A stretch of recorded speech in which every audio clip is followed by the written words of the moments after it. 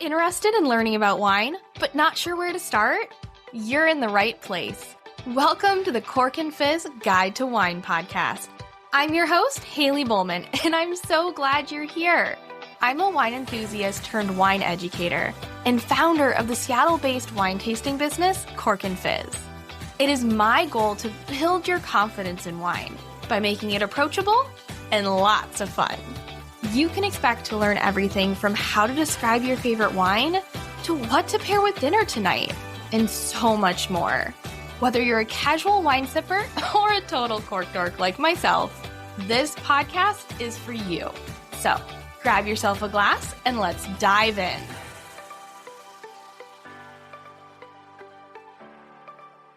Hello and welcome back to the Cork and Fizz Guide to Wine podcast. Today, I am so excited to introduce you to Rachel and Anaïs Mehra, the mother-daughter winemaking team at AniChe Cellars in the Columbia Gorge region of Washington State. AniChe Cellars was established in 2009, championing red and white blends from Washington State. Now, second-generation winemaking family in the Columbia Gorge with estate white and sparkling wines and estate reds, too. It's always women-made, renewing the tradition of women making wine. They focus on low intervention and vintage-driven wines. I was first introduced to AniChe Cellars at Taste Washington earlier this year. Last year, gosh, it's been a long year. But I just remember, one, being blown away by the wines. I had like a Tempranillo and a Nebbiolo, which was so good. But I also remember I was talking to another winemaker there that I've actually had on the podcast here. And I always like to ask other winemakers that I'm connected with, like, where would you go taste wine? Like, who do I need to talk to? Who do I need to taste from? And AniChe was at the top of her list. So very excited to have them here on the podcast. In this episode, we'll talk about how AniChe Cellars was started and what inspired Rachel to create it, why Anaïs decided to follow in her mom's footsteps in winemaking, what makes the Columbia Gorge an absolutely incredible place to grow grapes, how smoke taint affects the wine, and what winemakers can do to combat it, if anything, and more. So without further ado, let's get into the interview. Okay, I gave you guys an intro, but I think it's great for you to get to introduce yourselves. So who are you two and what do you do? I'm Rachel Horn, and I'm a winemaker and owner of AniChe Cellars. Hi, I'm Anaïs Mehra. I'm Rachel's daughter and family owner, and been working for the winery for a long time. Big family effort. My mom and I make the wines, and our rest of our family does everything else for us, which is kind of cool. I love it. I love it. Okay, so I'm going to start with Rachel. How did you get into winemaking? What inspired you to create the winery? So this is kind of a long story. Are you ready for that? Yeah, we're ready. Okay. All right.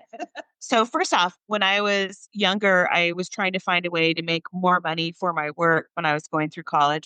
So I worked in a fine dining restaurant. And the only way that I could get a position was to memorize the wine list. I was 18. And then try to finagle my way into a server position, which I did. So there was someone, a whole bunch of people were sick, and I just managed to impress them with my wine knowledge. And so that's kind of how it started when I was 18.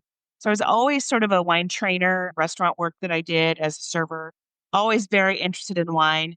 And when we would travel, the wines that we tried were the wines when we were traveling, the wines that I really enjoyed. And anyway, zoom forward to, 2006. I was again waiting tables. I was homeschooling the kids and waiting tables to supplement all of our supplemental education stuff. And I waited on this woman. We were working with this wonderful 5-star chef. There was a rabbit for the primary entree for this pre-fee menu. And the wine pairing was not based on the rabbit. So I convinced this woman to try a bottle of Doug McRae's Roussanne from Ciel de Cheval. And she wanted to try it first. And I knew, I went down to the cellar, I got a bottle, I came back up, and I knew if she didn't like it, I was going to have to pay for it. But I just tried it anyway. And of course, she loved it. And that was that. So I came back a few minutes later to check on her. And she said, you're so excited about wine. You're so passionate about it. Why don't you make wine? And it was, for me, kind of an epiphanous moment. And I was like, I don't know why I don't make wine. So I walked around in a daze for about a week. And then I just decided I was going to do it. So went to my husband and said, I'm going to open a winery. And he always has been supportive of my harebrained ideas. And he said, okay. And so that was in 2008. 2009, I started the WSU enology program. And then in 2009, I also jumped in with both feet and basically sourced 12 ton of fruit. It was during that recession in 2008. So I was able to access some fruit that I would never have been able to get had not wineries been in a slump. That's why I was able to contract some fruit that other people had let go of those contracts. So I really lucked out. I kind of slipped in. I mean, opening a winery in a recession isn't the greatest idea, but it worked for accessing fruit. So I jumped in and got 12 ton of fruit, and that was that. Wow. I love it. I love that like so many things with wine, lots of people in the wine world are like, yeah, this idea just like came to me in some way or someone suggested it or I saw this thing and then I was like, yeah, let's do it. Let's go for it. Some of our like best wine come from just like crazy idea. Yeah, you have to be a little kooky to be in the wine world, I feel. Yeah, no, exactly. That's so true. Just a quick reminder, if you are not on my mailing list yet, what are you waiting for? I would love for you to join. When you do, you'll get a free shopping guide that has 15 of my favorite wines under $15. Head to corkandfizz.com, scroll down to the bottom, and there'll be a little section where you can join the mailing list. I send out a weekly newsletter filled with wine tips, recommendations, special offers, and so much more. Now, let's get back to the show. Okay, so one last thing from like the start. Where did the name of the winery come from? I always joke and say I'm rapidly spending my children's inheritance. So I'm going to throw them a bone and name the winery after them. And that's what it is. So Anaïs, sitting next to me, Anaïs is my daughter, short to Ani is her name. And my son's name is Che. He also works for the winery, does our wholesale and a lot of other things for us, all the IT stuff. So I put them together and it's AniChe. Oh, I love that. That's so fun. I was wondering, it seemed like it had a similarity to Anaïs, and I was like, there does seem a connection there, but not quite. So now that makes sense. And say it again for me one more time how it's pronounced. AniChe. AniChe. Okay. Uh-huh. AniChe. AniChe. I want to make sure I say it right as much as I can while we're talking. We don't care how anybody says it so long as there's just show up and try our wine. I like it. As long as you're talking about it, that's what's important, right? Yeah.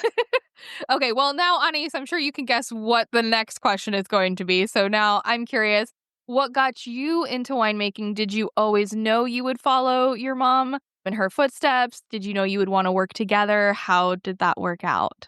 Yeah, it happened pretty seamlessly, I feel. When I started really, really young, my first crush with my mom was when I was 18. And it was after working for a catering company. So I worked for a catering company for a long time and worked for farms sometimes, but mostly it was with this wedding catering company in the Columbia Gorge. And in Columbia Gorge, as you know, it's a destination spot for lots of reasons, one of them being weddings. And we worked our butts off in the summertime and made no money. And then right around the same time, my mom was opening and starting her business. And we would work our butts off. And then we would come and do Crush. And Crush was so much more invigorating. We were, dead tired from all of our summer gigs. But when we went on the Crush pad, it was first off, I was working with my family, which is amazing. It's like such a great feeling. There's so much trust and just camaraderie. There's more experimentation that you can do. There's more ideas flowing because you're in a safe space. You've known these people your whole lives, right? So you're able to kind of move and I would say a little bit more transmutable with how things are done to kind of meet everyone's needs. And I love that part of it. And that kind of just made me fall in love with it. It was something that was just so exciting and enjoyable to do than catering and the dead ass heat of summertime for a bride. You know what I'm saying? Like Right. It's so much more fun. But like wine was always part of her life. Like I drink wine. I don't know if I should say that, but I drank wine in the comfort of my home.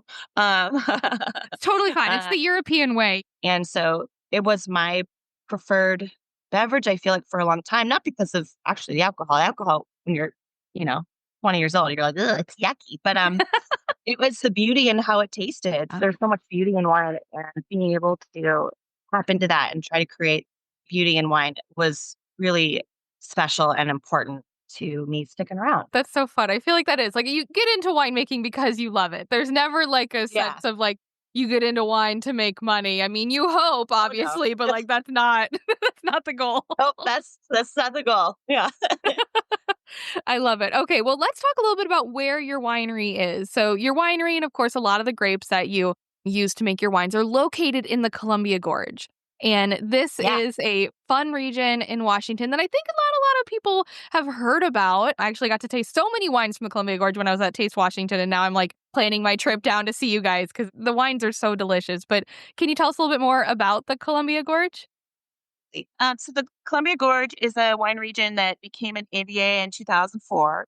And it is based on sort of a maritime climate. And that's kind of how the designation works. However, it's not, I mean, this is my opinion here, not as accurate as maybe it ought to be. And that is because we have a vast climate difference between the far west end of the Columbia Gorge, it ends on Underwood Mountain on the Washington side, and in the eastern part of the Hood River Valley on the Oregon side. Another thing to know about it is that we're a shared AVA, which is lovely.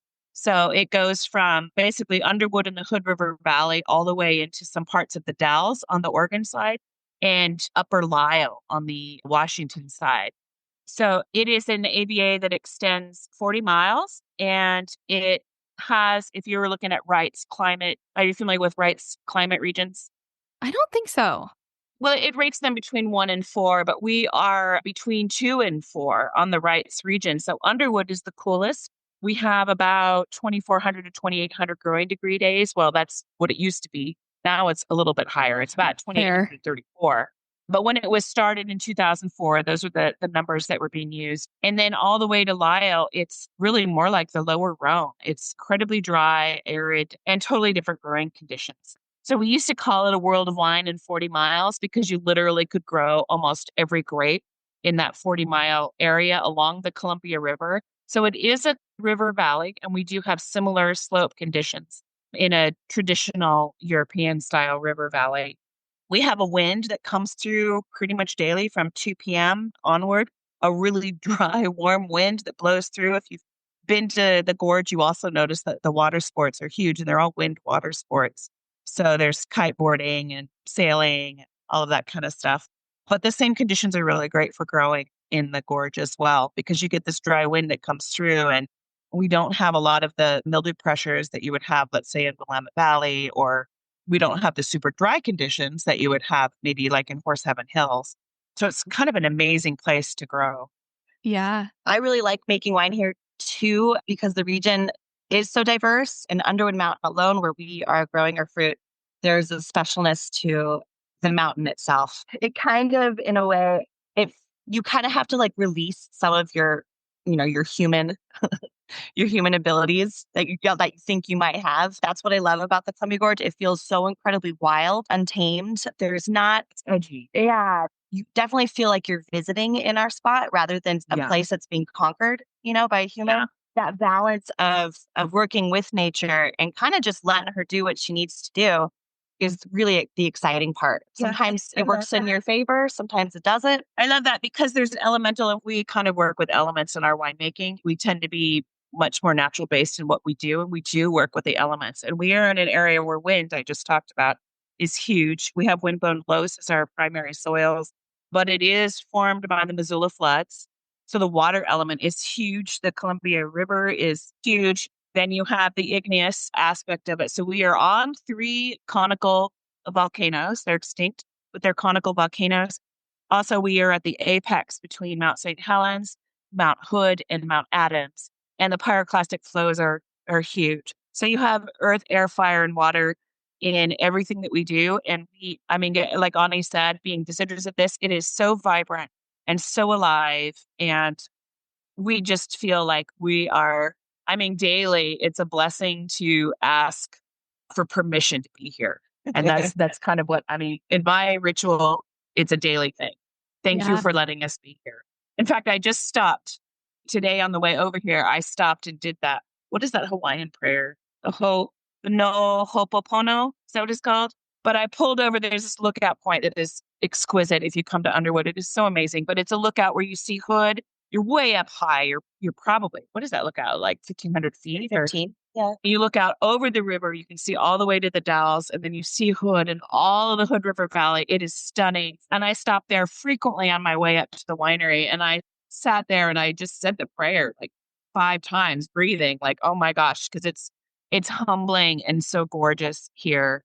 And the grapes, I think, love it. I mean, I think Yeah. vines love water, and they really are seeing water, and they're living in just, this doesn't feel like farming. It feels like passionate living, even for the grapes. Oh, So, I love that. It makes it sound even better. Like, I'm just like, already I knew Columbia Gorge was a special place. And, in that it does make so many different wines. You see so many different styles coming out of that area. And it's like, how is that possible? But as you guys are talking about, it makes sense. There's so many different things going on in different parts of the area. And for folks like thinking about where it is, just like in an even simpler state, it's essentially like it's on the border of Washington and Oregon. And it's more so on the western side of Washington. So it is most, I think, of Washington winemaking is on the east side where we're, beyond the Cascade Mountains.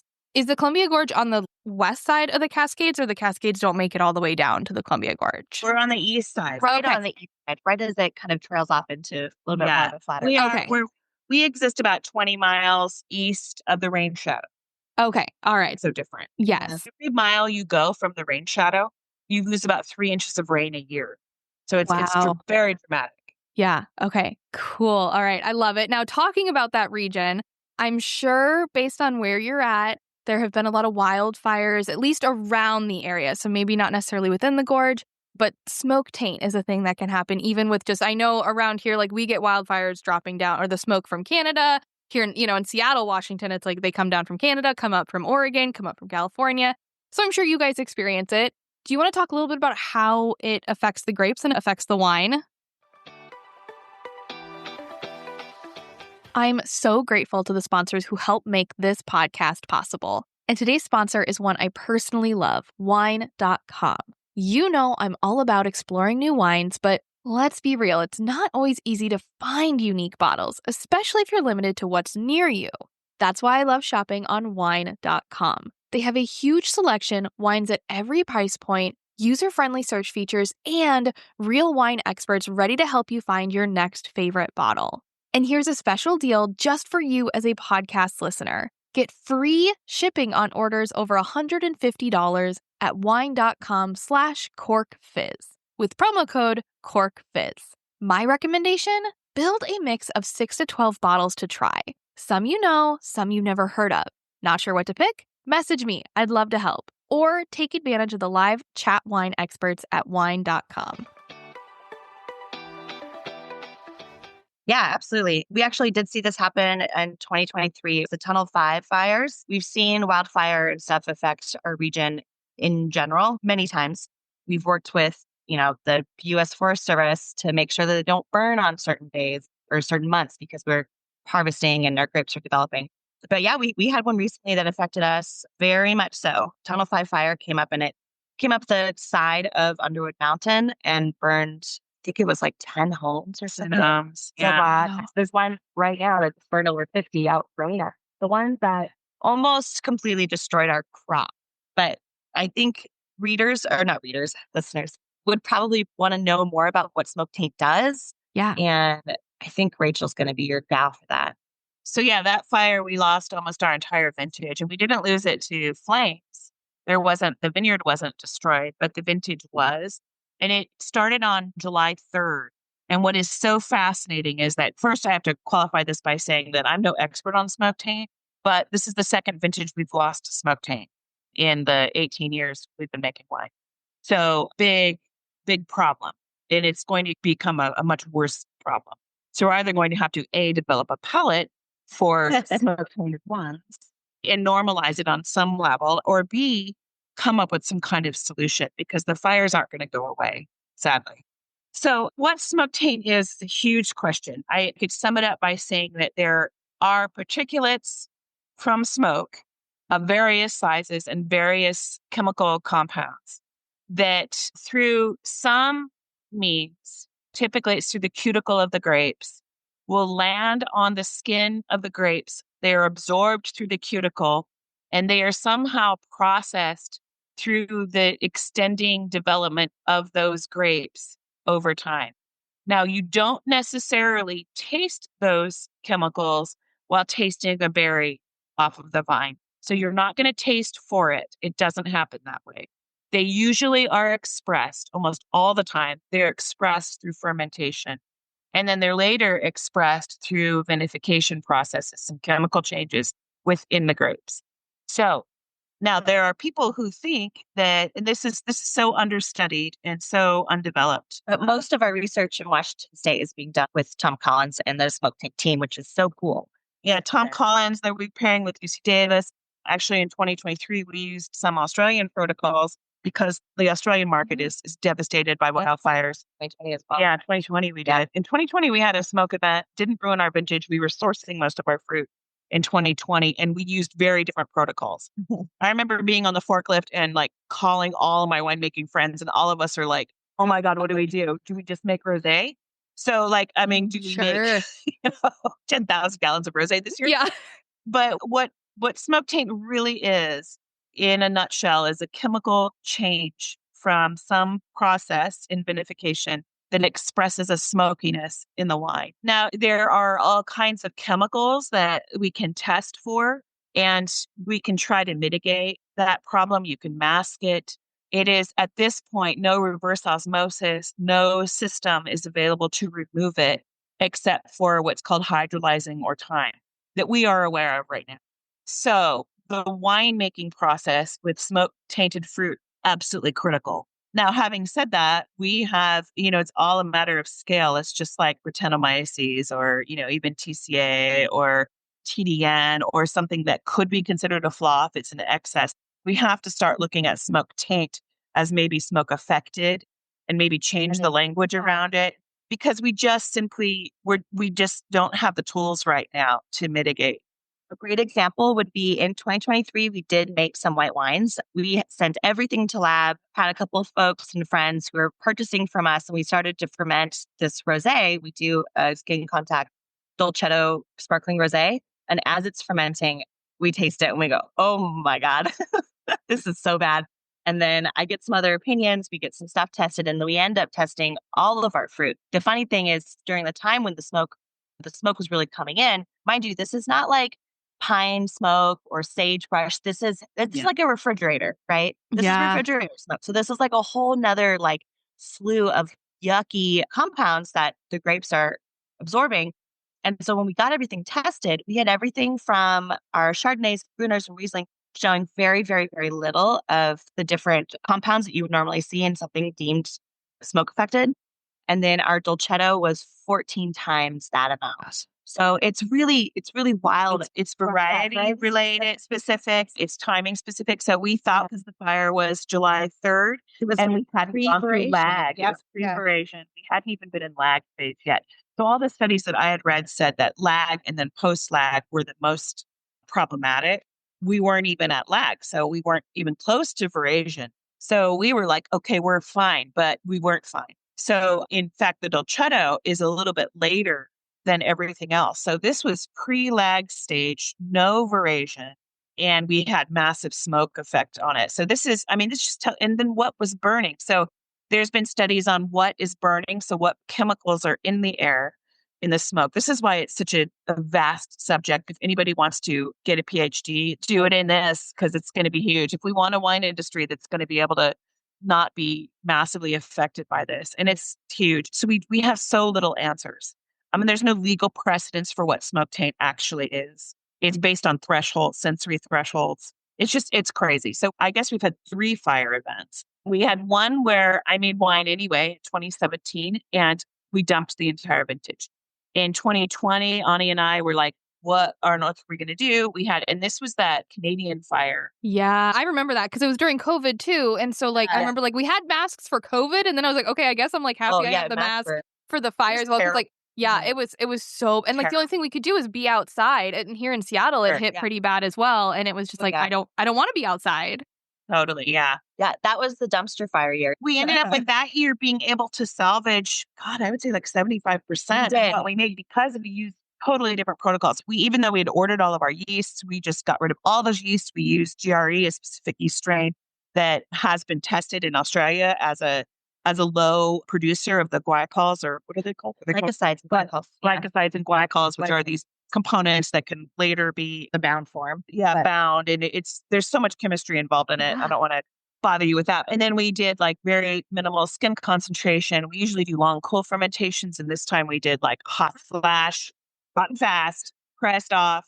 And we were able to save a large amount of our red wine production and sell it. And they still were smoke affected, but it was just like, it wasn't like cigarette licking an ashtray kind of smoke. It was more like a little bit of barbecue or a little bit, nothing. It wasn't offensive and it didn't hydrolyze. So we also left them in barrel a lot longer just to see what age would do for it. And it really kind of finished in a lovely way. So we're still selling some of those wines and they're delicious. People love them.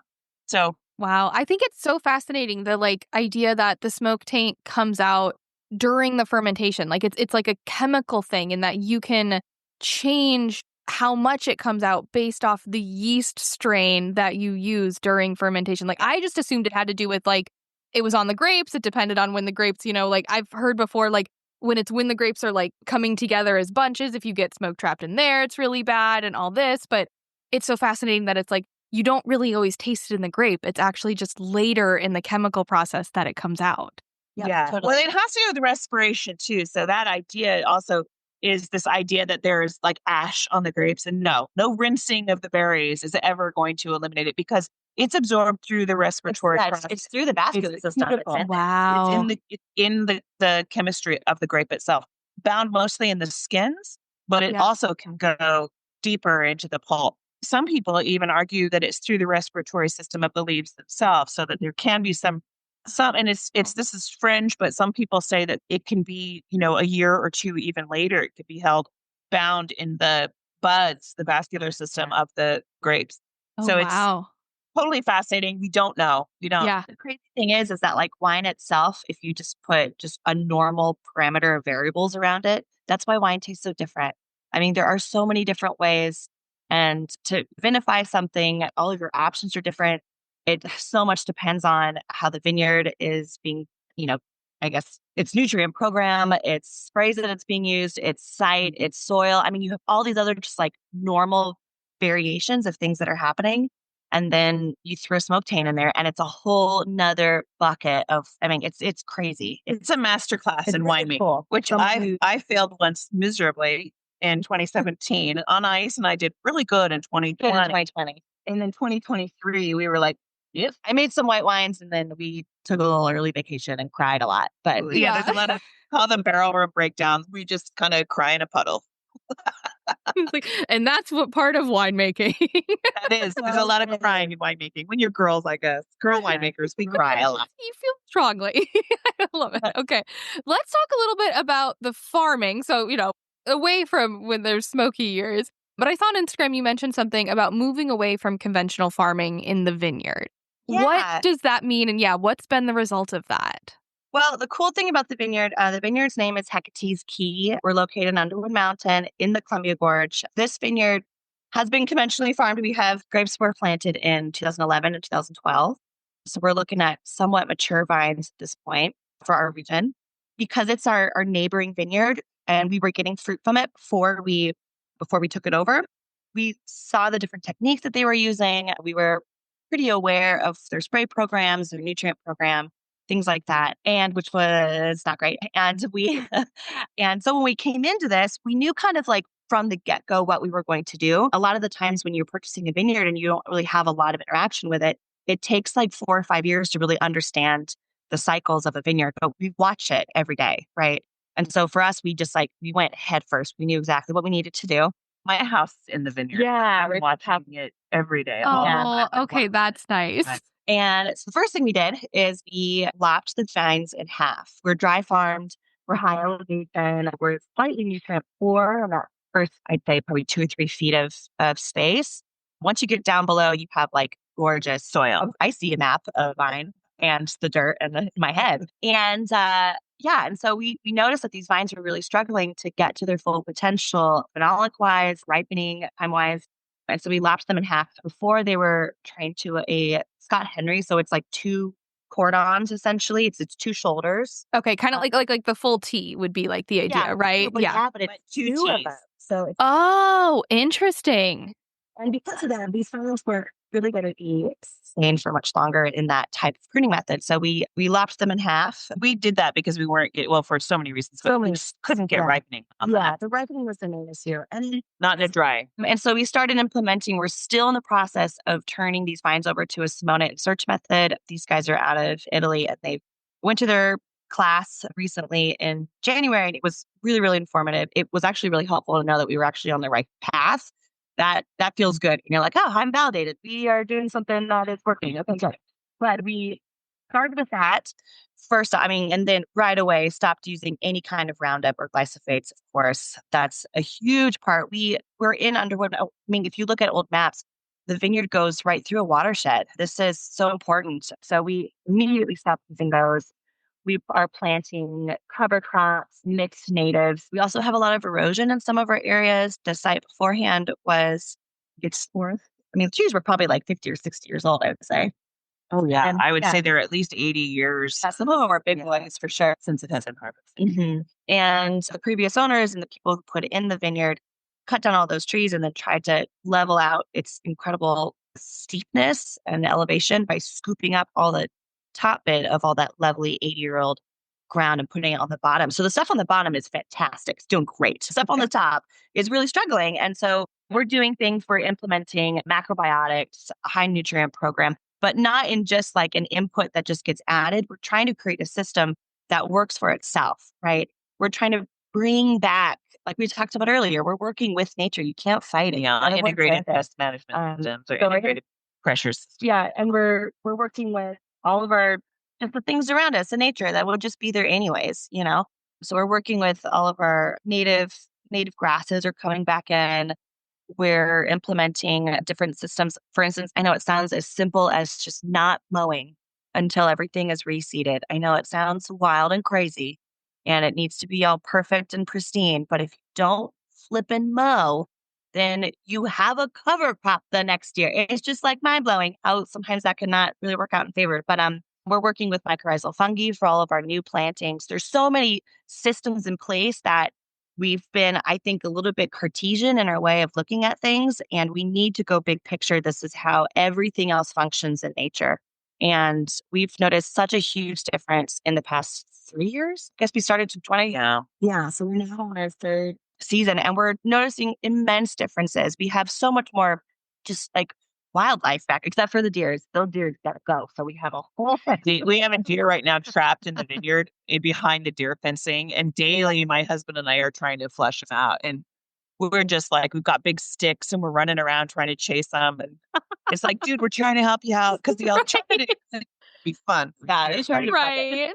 I have no idea how I got in there. But yeah, we're just trying to create a system that works in our favor, but also works for a sustainable long-term plan for this vineyard. That's one of the things we're always looking for is creating a multi-generational legacy.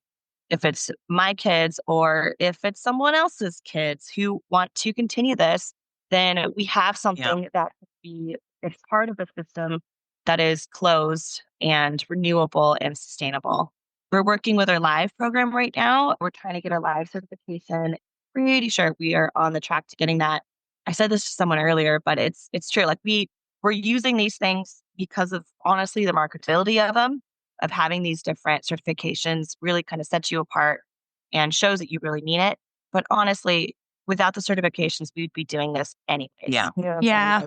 I think that it is important for long-term health of not just our vineyard, but also our growing region, our state, and our world. Yeah. When I started the winery, part of my business plan was about sustainability. And I didn't source fruit more than 100 miles away. There was how we sourced glass, how we figured out all of our inputs and outputs, how we were going to be a sustainable business. In the end, you just don't want to be, you don't want to be a business that relies on someone else subsidizing the externalities of doing business. And it has been built as a legacy business. It's not a quarter to quarter or year by year bottom line. The other thing Ani didn't mention in there, but one of the things about having a sustainable vineyard is since we are a state, it's super important. Although having a marketable wine in the end is great for us, one of the things that's super important is that we have the time and the patience because it's our wine and our program to create a robust system. So if we have a block that's producing 1 ton an acre, okay, I'm okay with that. I'm okay with letting those vines, grow better, get longer shoots, larger lead to ripen fruit, rehabilitate because we don't have to do 4 ton an acre or, dry farming. That's kind of hard to hit those numbers anyway. So we just have this ability to be kind of just let the vineyard tell us what it needs. And we're going to create our wine program around what the vineyard needs. And that's where it starts for us. So trying to rehabilitate this, we can always source fruit if we need more fruit. So our wine program is related to it, but it's not entirely dependent on it.